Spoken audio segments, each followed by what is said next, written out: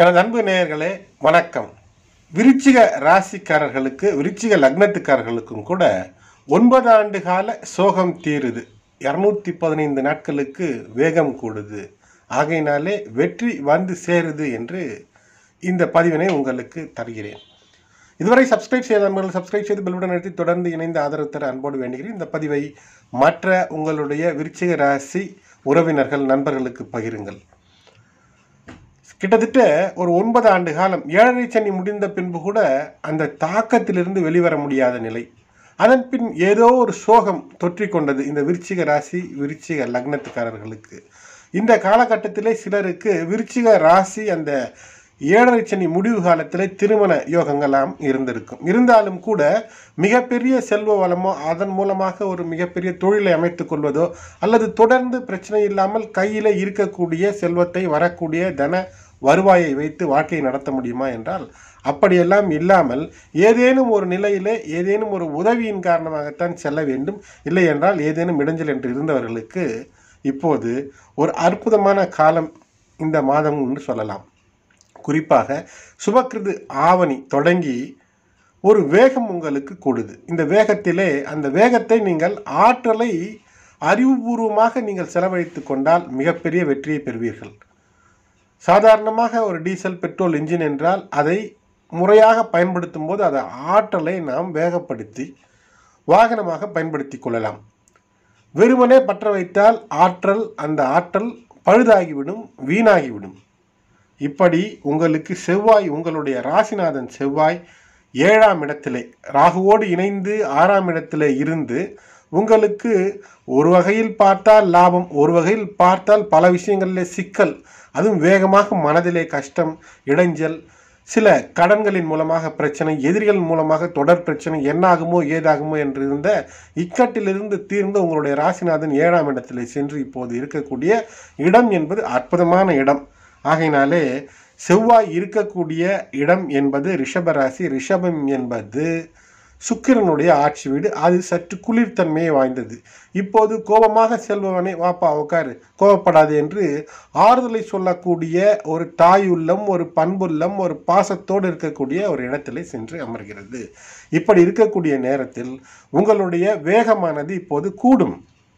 அந்த வேகத்தை ஆற்றலை சரியான முறையிலே மடைப்படுத்தி கொள்வதற்கு வாய்ப்புகளை எல்லாம் கிரகங்கள் அருமையாக தருகிறது.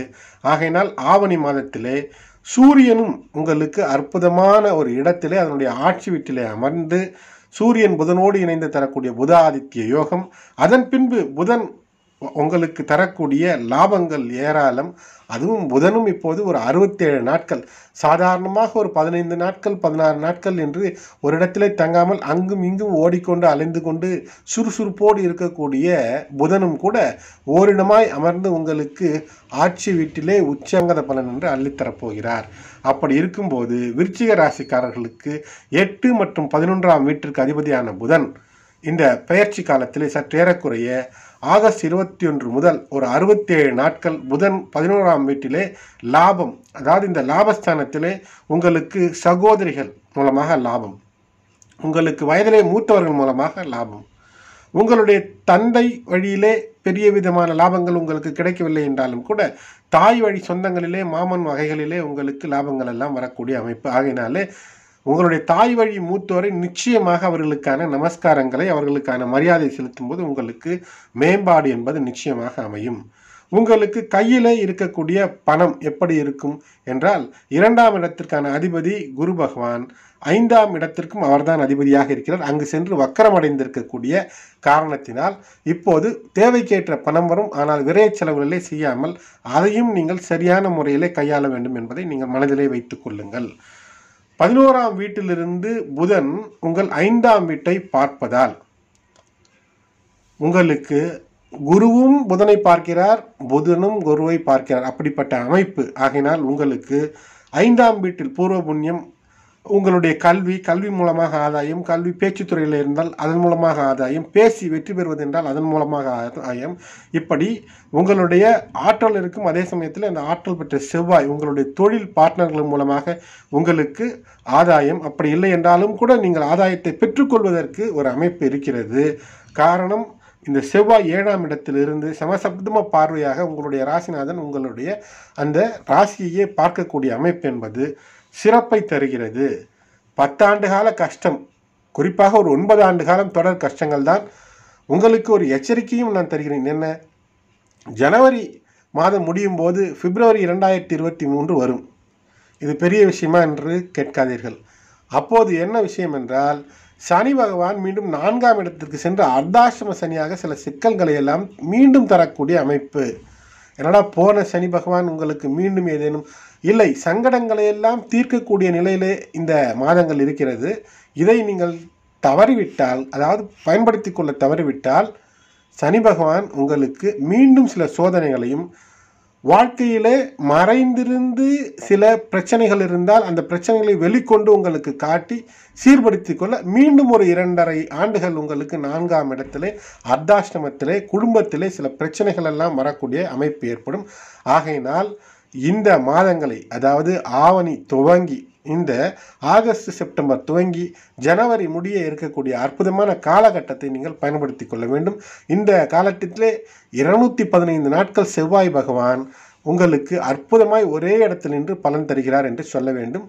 அவர் சற்று ஒரு மாதத்திற்கு மிதனத்திற்கு சென்று மீண்டும் ரிவர்ஸிலேயே வந்து விடுவார், போன வேகத்திலேயே வந்து விடுவார். ஆகையினாலே நாம் ரிஷபத்திலிருந்தே உங்களுக்கு பலன் தருகிறார் என்று வைத்து கொள்ள வேண்டும்.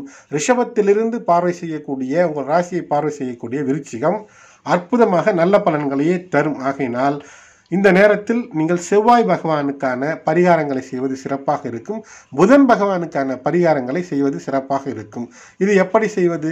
புதன் பகவானுக்கு பரிகாரம், செவ்வாய் பகவானுக்கு பரிகாரம் எல்லாம் செவ்வாய்க்கிழமைகளிலே முருகன் கோயிலுக்கு சென்று வழிபடுவது, ராகுகால நேரத்திலே ராகுகால தீபம் இல்லத்திலோ அல்லது கோயில்களுக்கு சென்று எலுமிச்சை தீபம் ஏற்றியோ வழிபடுவது உங்களுக்கு சிறந்த அனுகூலங்களை எல்லாம் தரும். அது மட்டுமல்ல, தேவையில்லாமல் ஒரு மாய வித்தைகளுக்குள் சென்று சிக்கிவிட்டீர்கள் என்றால் வெளிவருவது கஷ்டமாகிவிடும். அதாவது மை போட்டு ஒன்று பார்த்து சொல்லிவிடுகிறேன் என்று யாராவது சொன்னால் அப்படிப்பட்ட விஷயங்களிலே உண்மை இருப்பதற்கு அதிகப்படியான வாய்ப்பில்லை. சிசிடிவி கேமரா வைத்து சொல்லிவிடலாம், ஆனால் மை போட்டு சொல்லுவது என்ற ஒரு பழக்கம், ஒரு சம்பிரதாயம் இருக்கிறது.